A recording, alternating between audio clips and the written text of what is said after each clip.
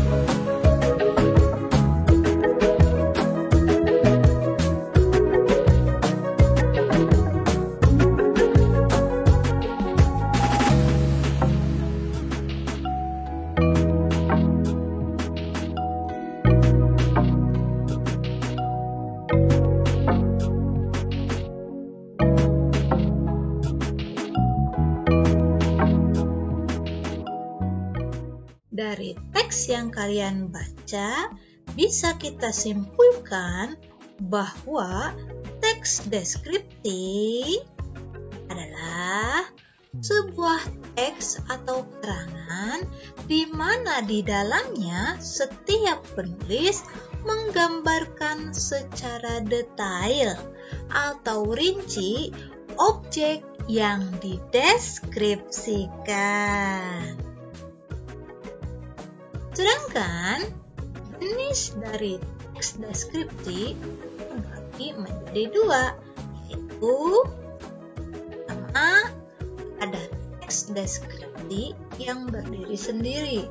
Artinya, secara keseluruhan, teksnya itu adalah teks deskripsi secara mandiri, tanpa tergantung dengan teks-teks yang lain. Sedangkan jenis yang kedua adalah jenis deskripsi yang menjadi bagian dari teks lain. Dalam hal ini, Teks deskripsinya merupakan bagian pada bahan bacaan yang lain seperti bagian dari novel, bagian dari roman, dan lain sebagainya. Sedangkan untuk yang pertama, dia dari awal sampai akhir itu benar-benar berdiri sendiri, independen, ya, mandiri. Dia adalah jenis teks deskripsi yang berdiri sendiri tanpa diikuti, tanpa diselipkan ke dalam teks yang lain. Sedangkan bagian yang kedua itu adalah teks deskripsi yang menjadi bagian dari teks yang lain. Bisa dipahami ya? Kita lanjutkan. Kita masuk pada bagian identifikasi informasi dan teks.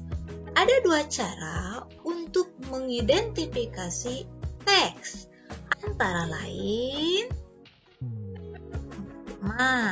kita bisa mendeskripsikan teks dari ciri tujuannya dulu. Maksudnya, dalam teks tersebut menggambarkan objek dengan cara memerinci objek secara subjektif. Artinya, penulis ketika merincikan objek yang dia tulis untuk dideskripsikan itu benar-benar menulis sesuai dengan sudut pandang dia, tanpa ada pengaruh dari orang lain. Itu namanya sudut pandang subjektif. Ya nak ya, bisa dipahami? Kita lanjutkan. Kedua, kita bisa mendeskripsikan teks dari apanya? Dari ciri objek yang dideskripsikan. Maksudnya bagaimana? Maksudnya, objek yang dibicarakan bersifat khusus dan bersifat pendapat personal. Contohnya seperti apa? Karena yang ditulis oleh penulis adalah hal yang bersifat personal, individu, ya, berhubungan dengan diri sendiri, artinya objek yang dideskripsikan pun bisa sesuai dengan keinginan si penulis.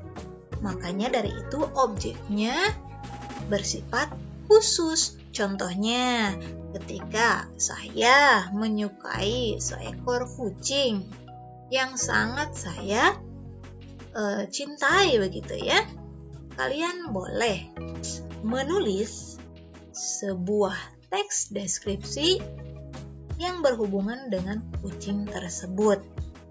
Mengapa? Karena kan sifatnya khusus dan bersifat personal. Apakah boleh? Boleh-boleh saja. Itu sebagai contoh ya. Baiklah, kita lanjutkan.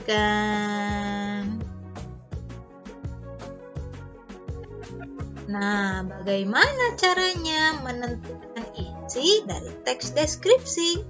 Menentukan isi bisa kita tentukan dari dua hal, yaitu yang pertama bisa kita lihat dari perbedaannya dulu.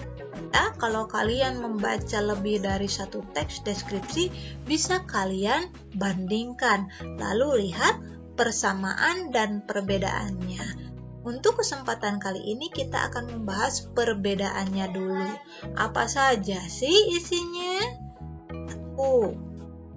Si topik yang dideskripsikan, apa sih topik yang sedang dibicarakan dalam teks tersebut? Silakan kalian cari. Yang kedua, rincian isinya. Seperti apa sih detailnya, detail isinya? Itu hanya bisa kalian jawab ketika kalian membaca teks deskripsi. Kemudian, perbedaannya bisa dilihat dari pola pengelompokan isi. Maksudnya bagaimana? Setiap teks, baik itu deskripsi, ya, walaupun itu deskripsi, tetapi memiliki pola pengelompokan yang berbeda. Artinya, setiap penulis memiliki caranya masing-masing. Makanya dari itu, setiap paragrafnya haruslah menjelaskan setiap bagian-bagian dari suatu objek yang dideskripsikan oleh penulis ya, dan caranya berbeda-beda tentunya. Paham ya? Yang kedua, kalau kita ingin menentukan isi dari teks, bisa kita lihat dari persamaannya. Kalau tadi perbedaannya, sekarang persamaannya. Apa saja itu? Pertama, dari cara mengembangkan isinya. Apa saja sih cara mengembangkan isinya? Cara mengembangkan isinya itu ada beragam. Pertama, bisa kamu mengembangkan isinya dari ruang. Yang kedua, bisa kamu mengembangkan isinya dari bagian objek, atau dari proses, atau bisa juga kamu memfokuskan pada suatu hal dari objek. Ya, begitu. Yang kedua, isi yang ditangkap dengan panca indera. Maksudnya bagaimana? Nah, ketika kalian nanti membuat sebuah karangan atau teks deskripsi, usahakan tulisan kalian itu menggunakan alat panca indera. Jadi seolah-olah yang membaca itu bisa menyaksikan secara langsung objek yang kita deskripsikan. Seperti apa contohnya? Isi yang ditangkap oleh panca indera itu contohnya bisa didengar, bisa dilihat, atau seolah-olah bisa dirasakan oleh pembaca. Paham ya? Baiklah. Nah, kita lanjutkan. Kita masuk ke bagian ini dia, bagian struktur dan kebahasaan dari teks deskripsi. Apa saja sih struktur dari teks deskripsi itu? Perlu kalian ketahui bahwa struktur di sini berarti unsur-unsur pembangun dari teks yang susunannya sudah baku, alias tidak bisa dibolak-balik posisinya. Misalkan, saya mau posisi 1 ada di posisi 3 ada di 2, itu tidak boleh ya. Jadi, apa sajakah itu? Mari kita bahas bersama. Bagian pertama, ada yang disebut dengan bagian identifikasi. Maksudnya apa? Itu bagian yang berisi tentang nama objek ataupun pernyataan umum tentang objek. Bisa juga menjelaskan tentang lokasi dan lain-lain. Yang jelas menyatakan secara umum tentang objek yang dideskripsikan. Bagian yang kedua yaitu bagian deskripsi bagian. Apa saja itu? Nah, pada bagian ini berisi perincian objek berupa tanggapan subjektif penulis ataupun perasaan si penulis tentang objek. Nah, bagaimana jenis pengembangannya? Seperti tadi di awal sudah saya jelaskan. Ada berapa? Ada 4. Nah ya, kamu bisa mengembangkan isinya. Bagian deskripsi ini berdasarkan ruang, berdasarkan anggota bagian objek, berdasarkan proses sesuatu, atau berupa pemfokusan. Dan yang terakhir adalah bagian simpulan atau pesan. Maksudnya, pada bagian ini atau bagian yang terakhir dari teks itu berisi kesan yang dirasakan oleh si penulis tentang objek yang ia deskripsikan. Jadi struktur atau susunan dari teks deskripsi itu ada 3 bagian penting. Ada bagian identifikasi di bagian paling atas, kemudian ada bagian deskripsi bagian, biasanya ada di tengah-tengah, tergantung dengan jumlah paragraf yang ditulis. Yang terakhir, pada paragraf terakhir biasanya berisi kesan atau simpulan si penulis. Jadi susunannya tidak bisa dibolak-balik. Paham ya? Sudah terstruktur, sudah tertata rapi, tidak bisa dibolak-balik. Baiklah, kita lanjutkan. Sedangkan bahasa yang digunakan dalam teks deskripsi itu ada 9 hal. Tapi pada video ini saya hanya membaginya menjadi beberapa bagian. Di antaranya, biasanya dalam teks deskripsi itu menggunakan kalimat rincian untuk menjelaskan objek. Contohnya, orang baik. Orang baik itu umum.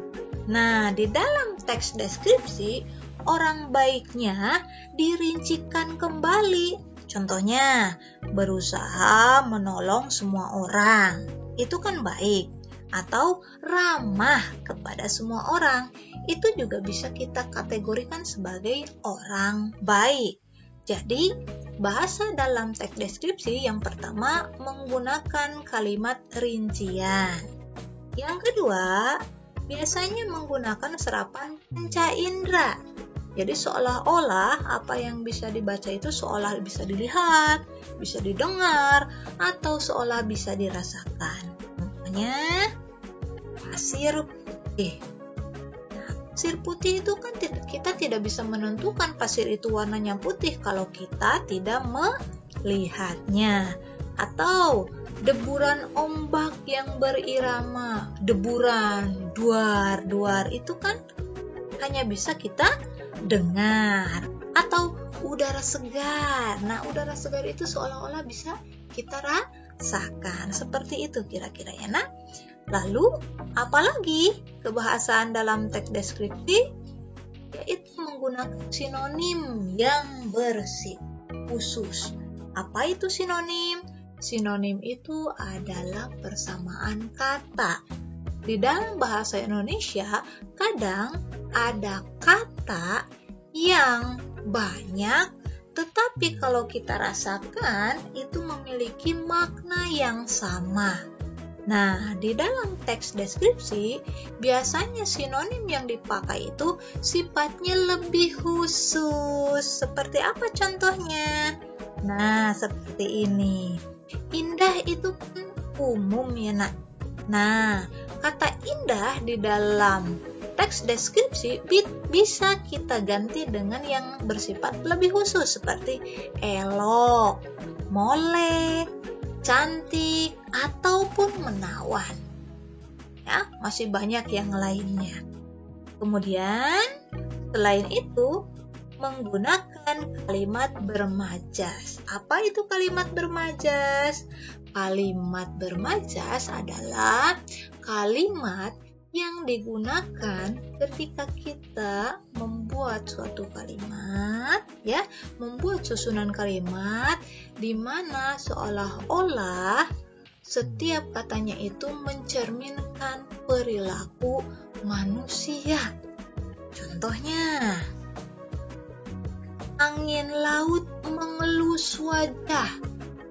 Coba kalau kita telaah, mana ada angin yang bisa mengelus wajah? Yang bisa mengelus wajah kan tangan kita ya.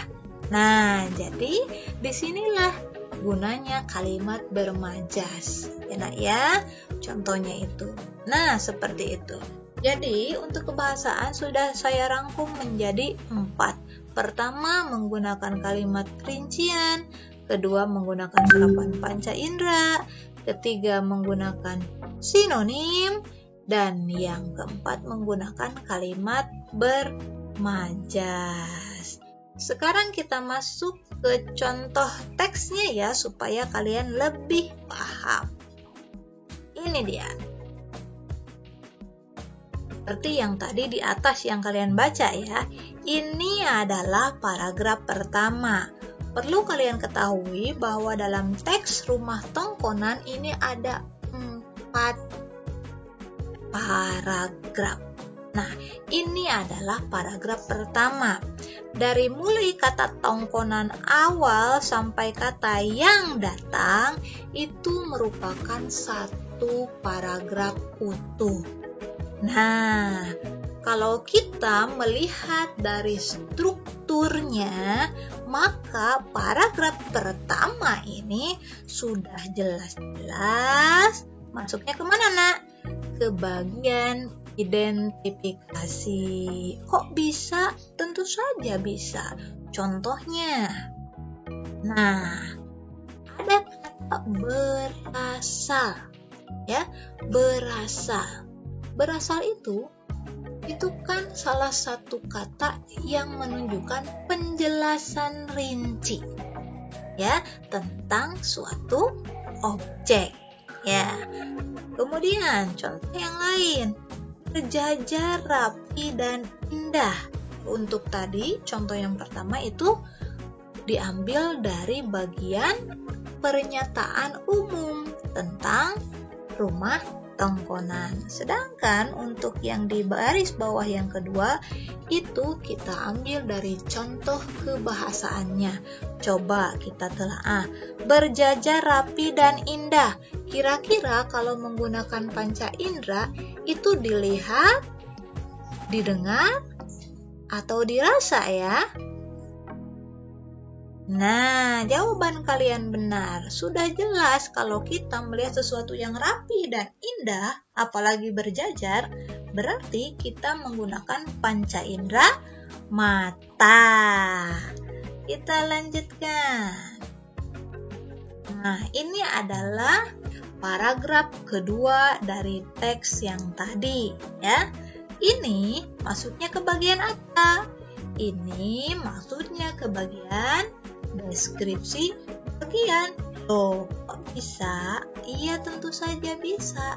Karena di dalamnya merupakan penjelasan secara rinci tentang rumah adat Tongkonan. Jenis pengembangannya ini termasuk kepada jenis pengembangan pemfokusan. Mengapa kok pemfokusan, Bu? Karena pada paragraf ini memfokuskan pada bagian luar dari rumah adatnya, bukan isinya, hanya bagian luar dan juga strukturnya. Paham ya? Kita lanjutkan. Nah, ini ada contohnya, contoh kata atau contoh kalimatnya, sekujur bangunan. Kalau kita mendengar kata sekujur, biasanya kita terapkan pada apa ya? Pada tubuh manusia tentunya ya. Ini diterapkan pada bangunan. Berarti kalau kita lihat, ini menggunakan gaya bahasa apa ya? Gaya bahasa penyerapan indera. Bisa ya, sekujur bangunan, atau menggunakan kalimat bermajas. Lebih tepatnya, contoh ini masuk ke bagian kalimat bermajas pada kebahasaan teks deskripsi. Paham ya? Kita lanjutkan. Nah, ini ada 2 paragraf terakhir dari teks berjudul Rumah Tongkonan. Untuk paragraf ketiga, ini termasuk apa ya? Ini masih termasuk deskripsi bagian. Mengapa? Lihat saja di situ. Atap rumah melengkung menyerupai perahu. Di situ kan digambarkan bagaimana bentuk dan rupa dari rumah tersebut. Kemudian tersusun atas bambu katanya.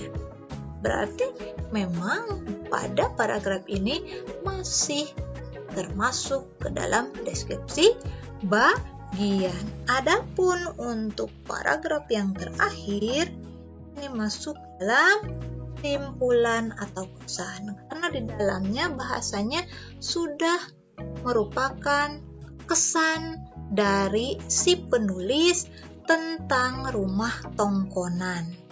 Ya, bisa dipahami ya? Kita lanjutkan. Saya harap dari contoh yang saya berikan, kalian benar-benar mengerti dan paham tentang struktur dan juga bahasa dari teks deskripsi. Contoh sudah saya berikan. Semoga kalian paham dengan penjelasannya. Bagian terakhir dari materi teks deskripsi adalah bagian menulis teks. Dalam hal ini, ada beberapa hal yang bisa kalian lakukan ketika kalian akan membuat sebuah teks atau karangan deskripsi. Langkah-langkahnya adalah sebagai berikut. Pertama, kalian harus menentukan dulu objek yang akan dideskripsikan. Kalau kalian tidak menentukan objeknya, ya tidak bisa kalian lanjut ke tahap berikutnya. Boleh kalian menentukan objek hidup atau objek mati, silahkan saja. Kedua, jika kalian sudah menentukan objeknya, tentukan atau buatlah kerangka bagian-bagian yang akan dideskripsikan. Yang ketiga, carilah data yang diperlukan untuk menunjang teks yang akan kita buat. Tentunya harus sesuai dengan objek yang akan kita deskripsikan. Selanjutnya, setelah kalian menentukan 1, 2, 3, tatalah kalimat-kalimat yang kalian tulis di kerangka menjadi paragraf yang sesuai dengan struktur dari teks deskripsi. Ingat, strukturnya terbagi menjadi 3 ya nak ya. Ada bagian identifikasi, ada bagian deskripsi bagian, ada bagian simpulan. Dan yang terakhir, perincilah objek atau suasana yang kamu deskripsikan dengan menggunakan kata dan kalimat yang merangsang panca indera. Jadi seolah-olah orang yang membaca tulisan kita itu seolah bisa melihat, seolah bisa mendengar, atau seolah bisa merasakan apa yang kita tulis di dalam teks. Kalau kalian mampu membawakan hawa seperti itu pada pembaca, itu artinya tulisan kalian sukses besar. Baiklah, untuk lebih jelasnya tentang langkah-langkah menulis teks, kalian bisa membuka buku halaman 36 sampai 39. Karena pembelajaran sudah selesai, maka kalian wajib untuk mengerjakan tugas. Adapun tugasnya, nah ini sudah ada. Silahkan kalian buat sebuah karangan deskripsi dengan judul yang tersedia di halaman 37. Di situ ada 10 judul, silahkan kalian pilih salah satunya. Dengan ketentuannya, pertama, karangan kalian itu minimal terdiri dari 3 paragraf. 1 paragraf yang berisi identifikasi, kemudian paragraf kedua berisi tentang deskripsi bagian, dan yang paragraf ketiga itu berisi tentang simpulan atau kesan. Bagaimana kalau lebih dari 3 paragraf? Boleh-boleh saja. Tetapi dalam hal ini saya minta minimal. Kalau kalian tidak bisa lebih, ya minimal 3 paragraf saja. Dengan struktur yang lengkap tentunya ya. Kemudian ditulis di buku yang bergaris 3 dengan huruf tegak bersambung. dikumpulkan 1 minggu dari waktu video ini diberikan kepada kalian dan dikumpulkan di meja saya. Demikianlah para siswa, materi tentang teks deskripsi sudah selesai saya sampaikan. Semoga kalian bisa mengambil ilmu pada materi kali ini. Terima kasih atas waktunya. Sampai jumpa di pertemuan selanjutnya. Wabillahi taufiq wal hidayah. Wassalamualaikum warahmatullahi wabarakatuh.